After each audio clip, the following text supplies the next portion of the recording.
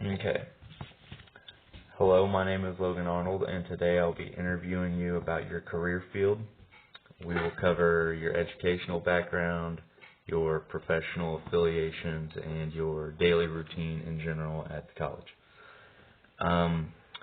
But before we get into any of the main topics, I want to ask how this semester has been for you. This semester has been a little challenging. I've been in a classroom now for 6 years, and this is definitely a semester that I've learned quite a bit. We started this semester, and I thought if we make it to September, we'll have a good run. And here we are, and it's November, and we've got a week and a half left of classes. I think I've had to really adapt to student needs this semester. I've had quite a few different students at different times that are quarantined or in isolation, and making sure that they get the same learning experience as the students in on-ground classes. And then also, you have online students who may not actually be on campus, but they might have become sick, and you have to kind of meet them where they're at too, because some students have been very ill, and making sure that you make exceptions and extending out deadlines. It's really been quite a mess at times, but I feel like I can see the light at the end of the tunnel, and I am anxiously awaiting that last day of class. I am ready to post finals, and I am ready to put this semester behind. You're telling me. For sure. Okay, so we're going to talk about something that I found online, but you don't have to give me correct information because it's kind of a weird topic, but it says, I saw in an article on the United States Bureau of Labor Statistics that the average criminal justice college instructor makes $60,000 a year. You don't have to agree or disagree or whatever, but would you think that's fair? It's a little subjective. That's probably the average for most college, instructors. And, there's kind of difference between instructors and professors and associate professors. And, yeah. I am at NCMC, we are all instructors. Whether you have a doctorate degree or you have a master's or a bachelor's, we all have the same title. So it's a little bit different. So 60,000 is probably correct. Teachers and instructors, we have different salary schedules, and without getting too overwhelming, some people may be on a 9-month, which is what my contract is. Some of my colleagues are on 11 and 12 months. Mm-hmm. It just essentially means the month that I am actually required to work, I get paid for those months. I would say with caution that probably is not necessarily reflective of Missouri and rural Missouri for that matter, So I would like to say $60,000, but I unfortunately my contract is not quite there. So, but truthfully, if you really wanted to see how much money I made, it is public information. All you would have to do is request that, and you can see what my contract is for. Oh, I'm not going to do that to you. Yeah, it's not 60,000. However, I will say that one of the benefits of being an instructor is that we are required to teach 5 classes this semester. Anything I do teach over 5, I receive what's called overload pay, and which means that my contract pay is what you will see, but that does not account for any of the overload pay. So any extra classes, any summer classes, any classes that are over intersections, those are classes that instructors choose to teach, and they do receive a different pay for that. So there is a benefit to doing that. Gotcha. Okay. Let's talk about, you said that even though a lot of instructors at North Central have like a doctorate degree, they're still classified as instructors. So I'm assuming you have college degrees of some sort? Master's? I do.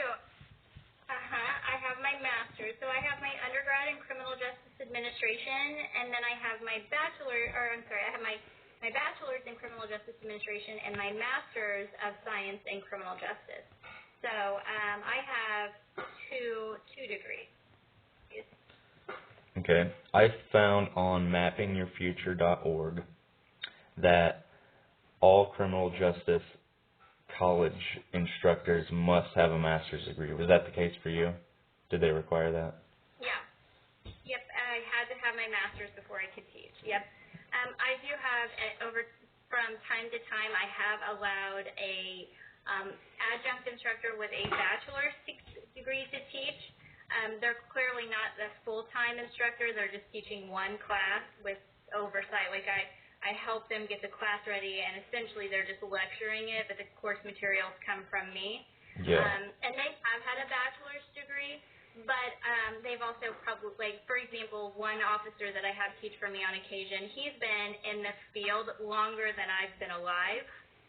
So he has some real-life experience that that you don't get from the initials behind my name. So, yeah. So he's definitely qualified to teach for sure, just not in a full-time capacity.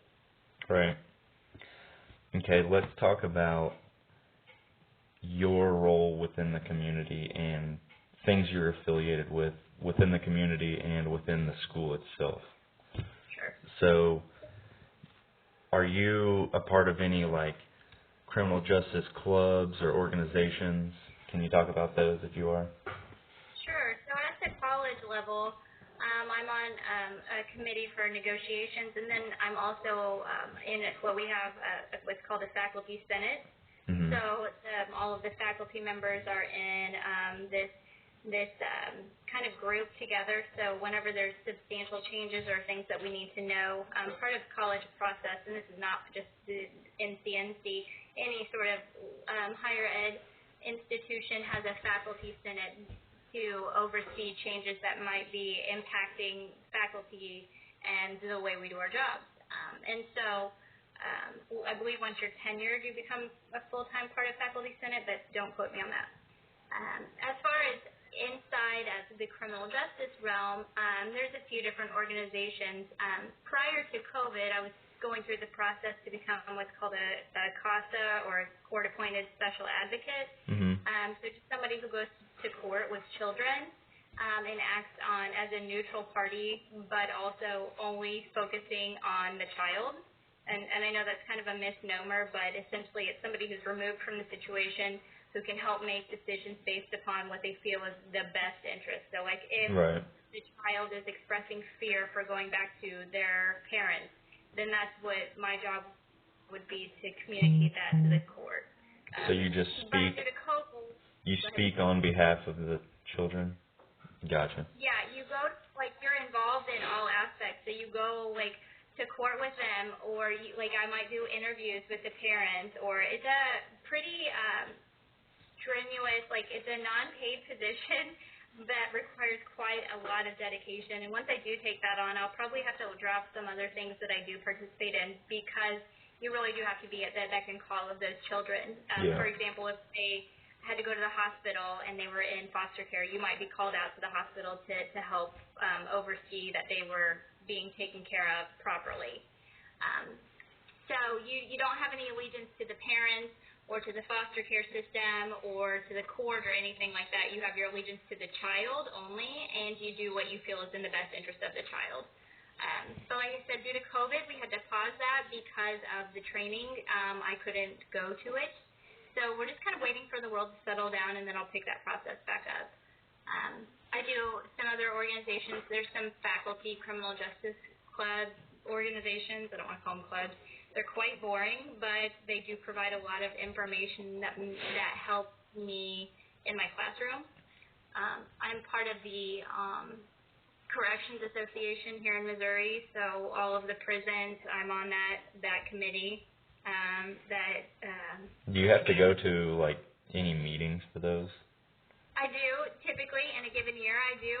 I didn't get to go this year because it was all canceled due to COVID. But yeah, typically each year I'll go, we go to the lake, or sometimes, the national one, they have them in Chicago and Boston and all sorts of things like that. So, yeah, I would typically be going to some meetings and retreats and things like that, but due to COVID, we've had to pause those things. Oh, that stinks. I know. Do you look forward to going to stuff like that, or?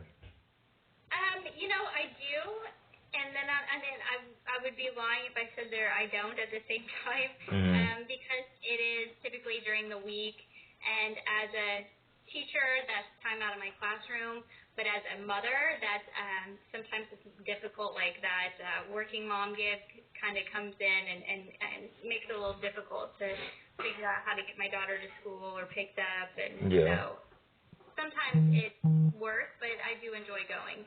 And they always give away some of the best prizes, so I do like to go for the free stuff for sure.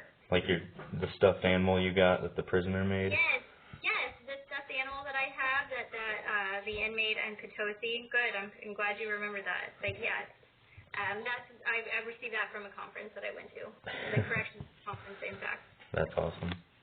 I know. Okay, well, Miss Vandal, today during this interview we have covered your educational background, your requirements to be an instructor at North Central.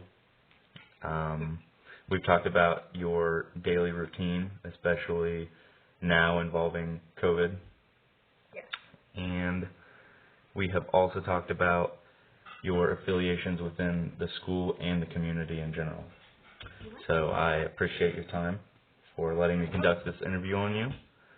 And I hope you have a great day. Thank you.